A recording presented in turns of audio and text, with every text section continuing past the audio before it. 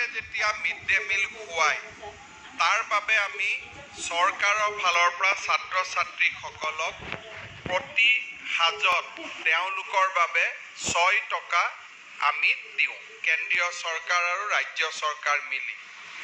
কিন্তু যি ধৰণে অক্ষয় পাত্ৰ ফাউণ্ডেশ্যনে মিড ডে মিল ল'ৰা ছোৱালীক খুৱায় বা 5 দিনৰ 5টা দিনতে বেলেগ বেলেগ তেওঁলোকে মেনু ৰাখে, বেলেগ বেলেগ পুষ্টিকৰ খোৱা দিয়ে, এইখিনি কৰিবলৈ 12 টকাৰ প্ৰয়োজন। চৰকাৰে অতিৰিক্ত 6 টকা দিব নোৱাৰে আৰু সেই 6 টকা অক্ষয় পাত্ৰ ফাউণ্ডেশ্যনৰ সাধুসকলে সন্তসকলে পৃথিৱীৰ বিভিন্ন জাগাত গৈ সংগ্ৰহ কৰে।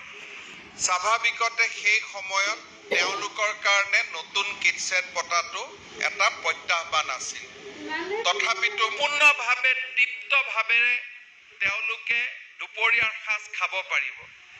ইয়াতকৈ ডাঙৰ আনন্দ কি হ'ব পাৰে? দিছ ইজ দ্য জয়। আমাৰ মানুহে ইয়াতকৈ আৰু আনন্দ কি পাব পাৰে? আজি বহুত সময়ত কুৱেশ্যন হয় যে মিড ডে মিল ৱৰ্কাৰসকলৰ চাকৰি যাব নেকি?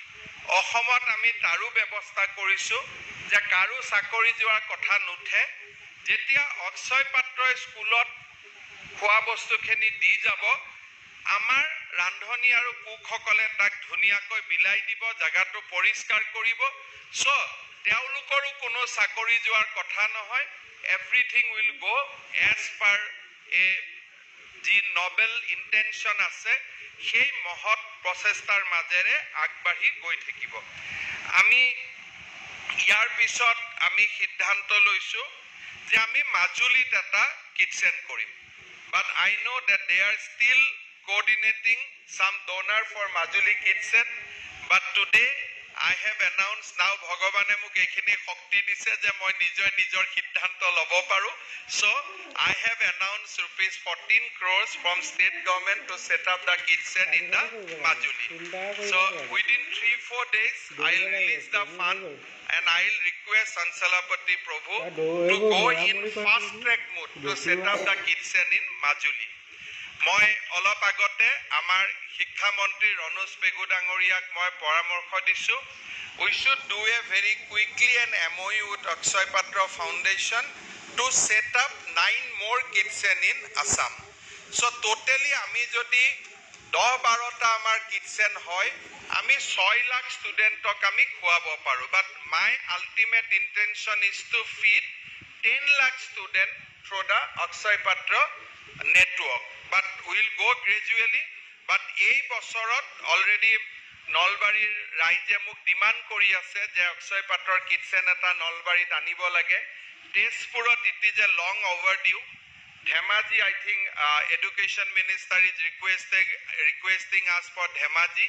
So quickly আমি অসমত আৰু 10টা কিটচেন কৰিম। But immediately in next 1 week I am releasing fund for Majuli so that we can take up the Majuli work immediately. In the meantime, we will also coordinate certain CSR activities and we'll see that we have fund for all these 9 kitchen. Moi punorbar Midday meal is one of the biggest welfare project of the government of India and state governments. Aji dinot ami Ahomot 39,622 খন প্ৰাথমিক বিদ্যালয়, 13,515 খন হাই school আৰু 133 খন আমাৰ national যিটো আমাৰ child health project আছে, এই ধৰণে আমি টোটেল 53,270 খন স্কুললৈ আমি মিড ডে মিলৰ যোগান ধৰোঁ। আৰু এই প্ৰধানমন্ত্ৰী পোষণ শক্তি নিৰ্মাণ, যাক আমি আগত মিড ডে মিল বুলি কৈছিলোঁ, এই আঁচনিখনৰ জৰিয়তে কোভিড পেণ্ডেমিক হৈ থকা সময়তো আমি মানুহৰ ঘৰে ঘৰে গৈ মিড ডে মিল দিব পাৰিছিলোঁ। মানুহে বা আমাৰ লোকসকলে আমি মিড ডে মিলৰ ইম্পৰ্টেঞ্চটো আমি বুজি স্কুলবিলাকত যোৱা যায়। এক্সাম্পল আমি যদি চাহ বাগিচাৰ স্কুলতে যাওঁ, আজি ৰাতিপুৱা স্কুলত খাই গ'ল নে নগ'ল এইটো কোনেও খবৰ ল'ব নোৱাৰে। যদি উপবাসত গ'ল, নোখোৱাকৈ গ'ল, ঘৰত মাকে বনাব নোৱাৰিলে, তেতিয়াহ'লে মাক কামৰ পৰা ঘূৰি নাহালৈকে the child will be deprived from a meal. And this is very common in our tea garden area. যে ৰাতিপুৱা they goes for walk, every mother and father goes for walk in the morning 6. ছোৱালীৰ বমি হ'ল, বেমাৰ হ'ল। আচলতে টেবলেটৰ কাৰণে বেমাৰ নহয়, মেক্সিমাম ছোৱালীয়ে ঘৰত নোখোৱাকৈ আহি টেবলেট লোৱাৰ কাৰণে তাৰ পাৰ্শ্বক্ৰিয়া হিচাপে ঘটনাবোৰ ঘটিব আৰম্ভ কৰে। এতিয়া আপোনালোকে দেখিব যে যেতিয়াৰ পৰা স্কুলবিলাকত মিড ডে মিল আৰম্ভ হৈছে এই ধৰণৰ নিউজবিলাক কমি গৈছে। আজিও এই ধৰণৰ বিভিন্ন হেল্থ ডিপাৰ্টমেণ্টৰ প্ৰগ্ৰাম চলি থাকে।